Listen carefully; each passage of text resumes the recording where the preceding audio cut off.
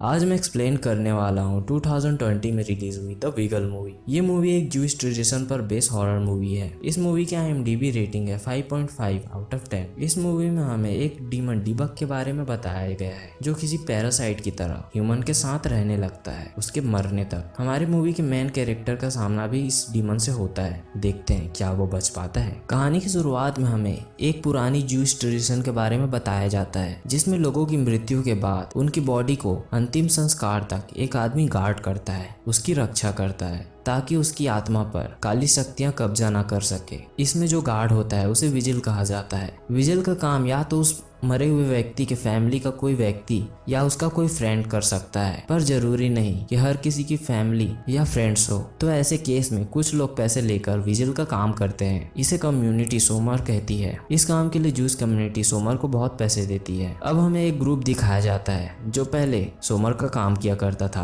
पर अब वो अपना काम छोड़कर मॉडर्न सोसाइटी में एडजस्ट होने की कोशिश कर रहे हैं। इस ग्रुप के लीडर का नाम होता है लाजेर, और यहाँ पे हमें अपनी मूवी का मेन कैरेक्टर भी नजर आता है जिसका नाम याकूब होता है। वो एक लड़की से बात करने से शर्मा रहा होता है क्योंकि वो थोड़ा शाय था। उस लड़की का नाम सारा होता है, पर सारा काफी खुले विचारों वाली लड़की थी, इसलिए सारा जाते समय याकूब को अपना नंबर देती है और चली जाती है। याकूब भी अपने घर जाने के लिए निकलता है। बाहर निकलते ही उसे एक आदमी नजर आता है जिसका नाम सोलम होता है, जो जूइश कम्युनिटी का मेंबर होता है। याकूब पहले इसी के कहने पर सोमर का काम किया करता था, पर याकूब इस काम को छोड़ चुका था। पर सोलम याकूब को कन्विंस करने लगता है कि मुझे एक सोमर की जरूरत है। हमारे जूइश कम्युनिटी के एक मेंबर की मृत्यु हो गई है और उसकी फैमिली में सिर्फ उनकी वाइफ है जो काफी कमजोर है, इसलिए वो सोमर का काम नहीं कर सकती। सोलम याकूब से बोलता है कि मुझे पता है तुम ये काम नहीं करना चाहते, पर इस काम के लिए तुम्हें अच्छे पैसे मिलेंगे। अब याकूब सोचने लगता है क्योंकि उसकी फाइनेंशियल कंडीशन अच्छी नहीं थी, इसलिए वो हाँ बोल देता है। अब वो दोनों मिस्टर लिथवैक के घर जाते हैं जहाँ पर मिसेस लिथवैक होती है। मिसेस लिथवैक याकूब को देखकर बोलती है कि ये सोमर नहीं चलेगा,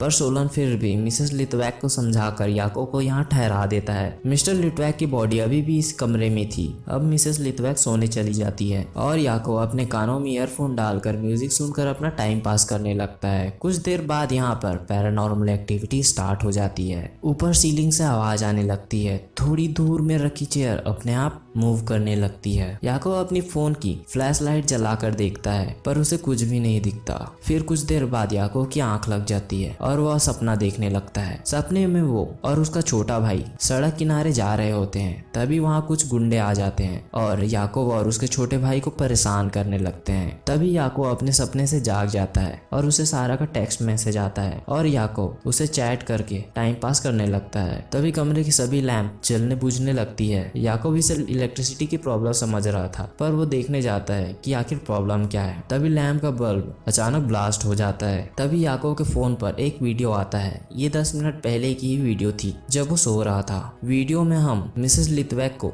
याकूब के पास आते हुए देखते हैं और वो अपना हाथ याकूब के सर पर घुमाती है। याकूब को लगता है कि ये वीडियो मिसेस लिथवैक ने सेंड की होगी, इसलिए याकूब मिसेस लिथवैक को चेक करने के लिए उनके कमरे की ओर जाने लगता है। तभी किचन के पास उसे 2 काले पैर नजर आते हैं। याकूब तुरंत अपनी फ्लैश लाइट ऑन करता है, पर वहाँ पर कुछ नहीं होता। इन सभी से याकूब काफी डर जाता है। याकूब मेंटल इशू से भी जूझ रहा था। अब याकूब हड़बड़ी में अपने डॉक्टर कोलबर्ग को कॉल करता है, पर डॉक्टर कॉल अटेंड नहीं कर पाता, इसलिए याकूब का कॉल वॉइस मैसेज में चला जाता है और याकूब अपनी सिचुएशन एक्सप्लेन करके डॉक्टर को कॉल बैक करने को बोलता है और अपने पास रखी कुछ मेडिसिन को लेने जाता है। और मेडिसिन को लेते समय याकूब अचानक से चोक हो जाता है और कुछ अजीब सी चीज की उल्टी करता है। इस दौरान वहां पर रखा कांच का ग्लास टूट जाता है। ये सुनकर मिसेस लिथवैक नीचे आती है और याकूब की हालत देखकर याकूब को बताती है कि ये सब तुम्हारी मेमोरीज है जो तुम्हें हॉन्ट कर रही है। तुम्हें यहाँ नहीं आना चाहिए था, ये तुम्हारे लिए ठीक नहीं है। मैंने अपने बच्चों को भी यहाँ नहीं रुकने दिया। उन्हें लगा कि ये उनका डिसीजन है, पर ये मेरा डिसीजन था। अब मिसेस लिथवैक नीचे टूटे हुए ग्लास को साफ करने के लिए उठाती है, जिससे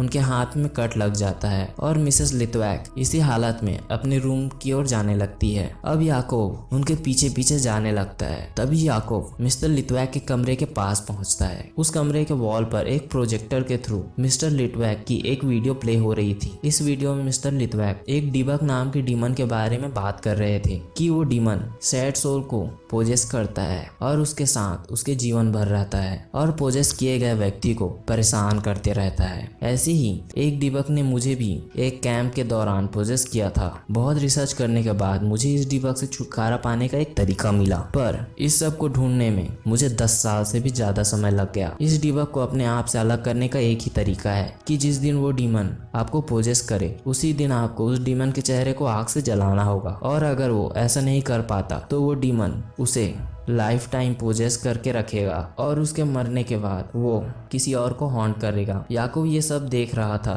तभी वीडियो में मिसेस लिटवैक धीमी आवाज में कुछ बोलती है। याकूब स्क्रीन के पास जाकर उनकी लिप रीडिंग करता है, जिससे उसे पता चलता है कि वो बोल रही है वो तुम्हारे पीछे है। तभी याकूब अपने पीछे मुड़कर देखता है, वहाँ एक उल्टे सर वाला डीमन होता है जो उस पर अटैक करता है। याकूब तुरंत इस रूम से बाहर भागता है और बाहर जाकर अपने डॉक्टर को कॉल करता है, और इस बार वो डॉक्टर कॉल उठा लेता है और याकूब डॉक्टर को सब बताने लगता है। याकूब को अभी भी पूरी तरह इस डीमन पर यकीन नहीं था। तभी उसी कमरे में रखी मिस्टर लिटवैक की बॉडी मूव करने लगती है। तभी वो डॉक्टर कॉल पर याकूब से पूछता है कि तुम्हें क्या नजर आ रहा है। तभी याकूब के फोन पर एक और कॉल आने लगता है और याकूब उस कॉल को अटेंड करता है। ये कॉल डॉक्टर कोलबर्ग की होती है। मतलब इतने देर से याकूब जिसे डॉक्टर समझ के बात कर रहा था वो वही डीमन था। अब फिर से याकूब अपनी कॉल उस डीमन के कॉल पर स्विच करता है। अब कॉल पे याकूब को अपने छोटे भाई की आवाज सुनाई देती है जो पूछता है कि तुमने मुझे मरने के लिए वहाँ अकेला क्यों छोड़ दिया। तभी यहाँ पर मिसेस लिटवैक आ जाती है और याकूब को बोलती है कि वो तुम्हारे साथ खेल रहा है, वो तुम्हारी पुरानी बुरी यादों के जरिए तुम्हें परेशान कर रहा है। अब याकूब मिसेस लिटवैक को अपने साथ इस घर से बाहर चलने को बोलता है, पर मिसेस लिटवैक ये बोलकर मना कर देती है कि ये मेरा घर है और हमें वो डीमन जाने नहीं देगा। पर याकूब उनकी बात नहीं सुनता और घर से बाहर निकल जाता है। घर से कुछ दूर जाने के बाद याकूब के हाथ पैर मुड़ने लगते हैं और याकूब समझ जाता है कि वो डीमन उसे इस घर से नहीं जाने देगा। अब याकूब को मजबूरी में उस डीमन वाले घर में वापस जाना पड़ता है। याकूब के घर वापस आने के बाद उसे फिर से पास्ट में अपने और अपने भाई के साथ हुए हादसे याद आने लगते हैं। इस हादसे में याकूब का छोटा भाई एक कार के नीचे आ गया था। याकूब चाहता तो अपने छोटे भाई को बचा सकता था, पर वो डर गया था। इसका गिल्ट याकूब को परेशान कर रहा था। वो डीमन इसी गिल्ट के सहारे याकूब को हॉन्ट करने की कोशिश कर रहा था। तभी उस कमरे में रखी मिस्टर लिटवैक की बॉडी मूव करने लगती है और याकूब के छोटे भाई का रूप ले लेती है और याकूब को अपने मौत के लिए ब्लेम करने लगती है और गायब हो जाती है। अब याकूब डिसाइड करता है कि वो उस डीमन का सामना करेगा। अब याकूब मिसेस लिटवैक के पास जाता है और उनसे टेफलिन मांगता है। टेफलिन एक ज्यूस ब्लैक बॉक्स होता है जिसके स्ट्राइप्स पे रिलीजियस कोड लिखे होते हैं। याकूब इसे अपने बॉडी में बांधकर उस डीमन को ढूंढने निकल जाता है। अब वो डीमन याकूब की बॉडी से बंधे टेफलिन के कारण और अग्रेसिव हो गया था। वो डीमन याकूब का रूप लेकर याकूब को डराने लगता है, पर याकूब अपने आप को संभालता है और उस डीमन के फेस को जला देता है और वो डीमन तड़पते हुए मिस्टर लिटवैक की बॉडी में घुस जाता है और याकूब जूस प्रेयर करने लगता है। अब हमें एक फ्लैशबैक दिखाया जाता है जहाँ मिस्टर लिटवैक को एक लेडी को शूट करने के लिए फोर्स किया जा रहा था और मिस्टर लिटवैक इस लेडी को शूट कर देते हैं। तभी से उन्हें उस डीमन ने पोजेस किया था। ये डीमन ह्यूमंस के गिल्ट के कारण उन्हें हॉन्ट कर पाता है। अब हम फिर से याकूब को देखते हैं जो लगातार प्रेयर कर रहा था और फाइनली वो डीमन वहां से चला जाता है। अब हम मिसेस लिटवैक को देखते हैं जो रो रही थी, पर वो खुश थी कि अब उनके पति की सोल अब आजाद है। अगले सवेरे यहाँ सोलम और उसके 2 आदमी आते हैं। सोलम फिर से याकूब को अपने साथ काम करने को बोलता है, पर याकूब मना कर देता है और इस तरह ये मूवी खत्म होती है।